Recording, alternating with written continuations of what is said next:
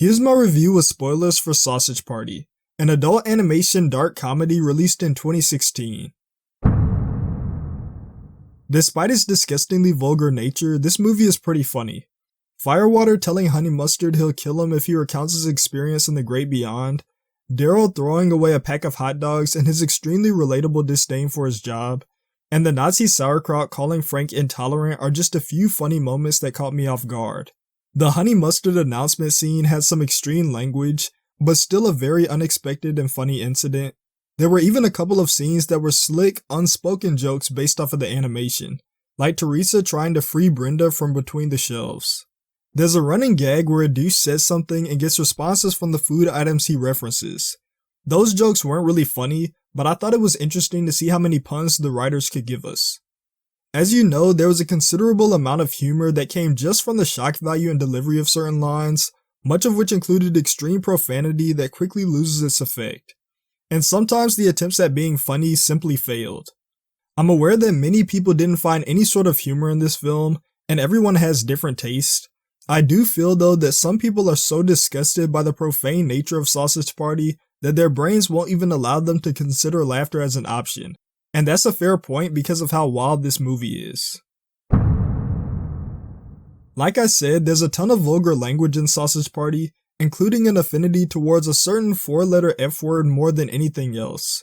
There's satire towards real-life territorial disputes, you got recreational drug use, graphic death scenes, rape, and the sexual content in general will make anyone unwise enough to watch this movie with their family extremely uncomfortable. But the most consistent theme seems to be the underlying discourse on religion. The food items believe in gods, and there's a heaven that awaits them outside of the grocery store, which the audience knows isn't real because of dramatic irony. Teresa tells Brenda that the gods are always watching, even when we can't see them. And our main sausage bun duo have an almost 2-minute deep conversation about their beliefs. There's a clear and strong antagonism towards blind faith in this film, so it's not as goofy and random as one might expect on the surface level. The characters are well thought out with a wide array of stereotypes and play on words, so it's obviously a smart play to have foods that could interact in interesting ways. Like you gotta have the bun and the sausage because of the sexual commentary. Hummus is a friend of both Sammy and Lavage because you can put hummus on either one of those food items in real life, and I like the peanut butter and jelly reference even though it's dark in context. Barry had an interesting redemption arc. The non-perishables who would be alive through enough food generations to come up with a believable account of the great beyond. That was a great idea. I also like the concept of gum being the smartest character in their world. It's the one almost universal food item that could get stuck somewhere for years, and in the case of a movie like this, learn a lot within that time. Of course the douche would be the bad guy, it just makes sense. Though it was annoying to be constantly reminded of Lola Scumpy from Big Mouth, both of whom are voiced by Nick Kroll. Also, I hate how his forearms are bigger than his biceps. That Popeye the Sailor Man look just doesn't work with this character.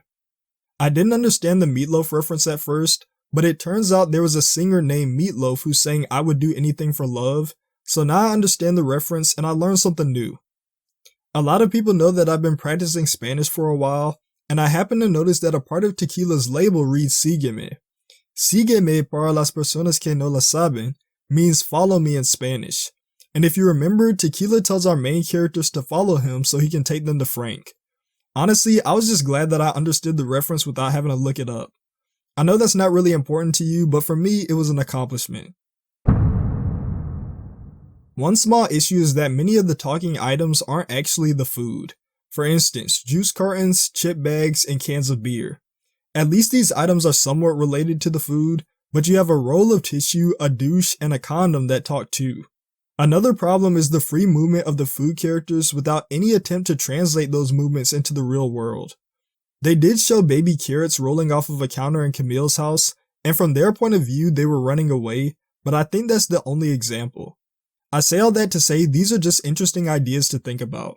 One thing I enjoyed about Sausage Party is that it's not so focused on being logically coherent.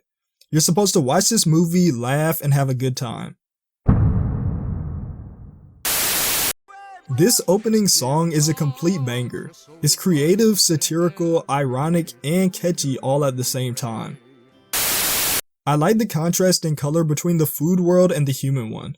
I just thought that was a nice aesthetic choice.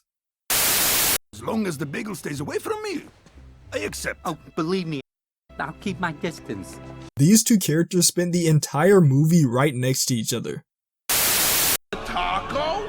A whiny donut?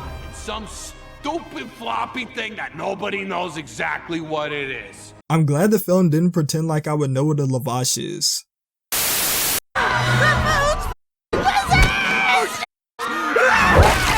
I find it ridiculous and hilarious that this lady took a bite out of a sandwich she just realized could talk and run on its own. Come on, guys, it's us or them. This line reminded me of that end scene from the pilot episode of Invincible. Regardless, it's him or us. I choose us. And speaking of Invincible, just for the record, if I ever had to fight to the death against produce, I would be to these food items what Omni-Man was to the Guardians of the Globe.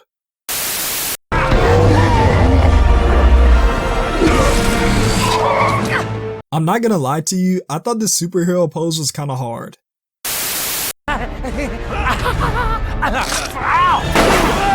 Someone please explain to me how Daryl didn't just shoot himself in the face here. I think we can all agree that the orgy sex scene was way over the top. That's all I have for Sausage Party, released in 2016.